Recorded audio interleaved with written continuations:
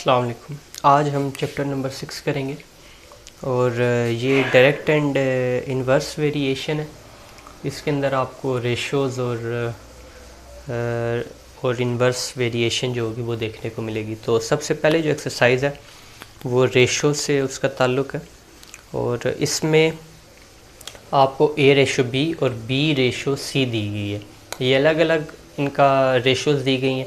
आपने इन तीनों को इकट्ठी सिंप्लीफाई करके बताना है कि ये इनकी क्या बनेगी रेशो। तो लेट्स सपोज हमारे पास है ए रेशो बी इक्वल्स टू 3:5 और बी रेशो सी है हमारे पास 5:6। तो हमने बताना है ए रेशो बी रेशो सी क्या है। तो सबसे पहले आप जो कॉमन है वो दरमियान में लिखेंगे और बाकी दोनों राइट एंड लेफ़्ट पे लिख लेंगे। ए रेशो बी थी आपके पास 3:5, बी और सी थी 5:6। इसका तरीका ये है कि आपने एरो लगाना है ताकि आपको पता चले आपने मल्टीप्लाई किसको करना है। इसको इसके साथ, इसको इसके साथ और इसको इसके साथ। कैसे? 5 3 15 आ गया रेशो, 5 5 25 और 6 5 30। अब ये तो आ गया आपके पास कंटिन्यूड रेशो, लेकिन इसको आपने अब सिंप्लीफाई अगर आप करें तो देख लें कि 5 के साथ अगर कटिंग आप करें तो 5 3 15, 5 5 25 और 5 6 30। अब ये दोनों मज़ीद कट हो रहे हैं लेकिन ये नहीं कट हो रहे, इसलिए रेशोज़ में हमेशा जो तीनों चीज़ें सिंप्लीफाई होती हैं, तीनों होते हैं सिंप्लीफाई, उनको कर सकते हैं आप, दो को सिर्फ नहीं कर सकते। तो ये था हमारा फर्स्ट क्वेश्चन। 2 और 3 जो है वो सेम रहेंगे, तो इस वजह से हम 4 पर जाएंगे डायरेक्ट। थोड़ा सा जो डिफरेंट है वो आपको कराऊंगा और जो एक जैसे वो आपको समझा दिए वो आप खुद कर लेंगे आसानी से। 4 पे आप देखें कि x रेशो z हमारे पास है 3:2 और y रेशो z है हमारे पास 1:2। अब आपको मैंने बताया था कि कॉमन वाला आपने बीच में लिखना है। तो कॉमन इस दफ़ा हमारे पास z आ रहा है, तो आप पहले लिखेंगे x ratio z ratio y।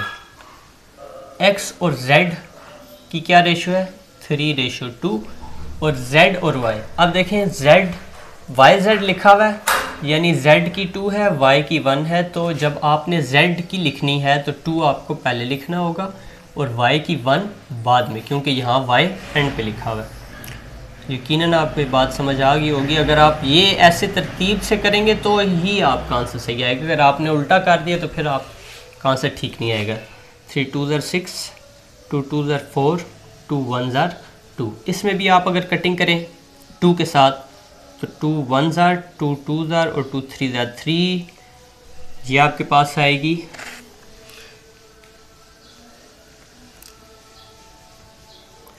अच्छा, ये एक चीज़ ये भी देख लें कि x ratio z ratio y हमारे पास ही आई है। अगर क्वेश्चन में हमें लिखा हुआ है कि x ratio y ratio z find करनी है तो आपको x ratio y ratio z find करने के लिए इनकी जगह तब्दील करनी पड़ेगी 1 की, क्योंकि 1 y के लिए है। यहाँ y जब दरमियान में है तो आपको 1 भी दरमियान में लिखना पड़ेगा और z एंड पे है, 2 आपको एंड पे लिखना पड़ेगा। ये ऐसे थोड़ी आपको तरतीब देखनी पड़ेगी, तरतीब के साथ करना पड़ेगा। क्वेश्चन 5 देखें। क्वेश्चन 5 में भी L कॉमन आ रहा है, तो जो कॉमन है आपने वो दरमियान में लिखना है। आप पहले M रेशो L करके और फिर L रेशो N करके लिखेंगे। इसमें आपने ये देखना है कि आपने जो M वाला रेशो दी गई है M के नीचे वही लिखनी है और L के नीचे L वाली लिखनी है, क्योंकि ये इसमें अगर आपने गलती की तो फिर ये आपका क्वेश्चन गलत हो। जैसे मैंने क्वेश्चन नंबर 4 करवाया इसी के मुताबिक आपने क्वेश्चन नंबर 5 भी करना है। क्वेश्चन नंबर 6 और क्वेश्चन नंबर 7 ये दोनों सेम टू सेम, जो पहले हमने ABC वाला किया था उसी तरह कि bread ratio eggs ratio milk. तो ब्रेड रेशियो एग्स पहले आपने लिखना है और एग्स रेशियो मिल्क फिर आपने लिखना है। और इसी तरह अहमद इरफान और वसीम का, तो अहमद का, इरफान का और वसीम का, इरफान कॉमन है वो दरमियान में लिखेंगे। इसके बाद हमारे पास है survey chicken and mutton. Chicken and mutton कितने 2:1 है, एंड चिकन एंड बीफ जो है वो 5:2 है। ये मैं आपको बता देता हूँ, है ये भी उसी तरह।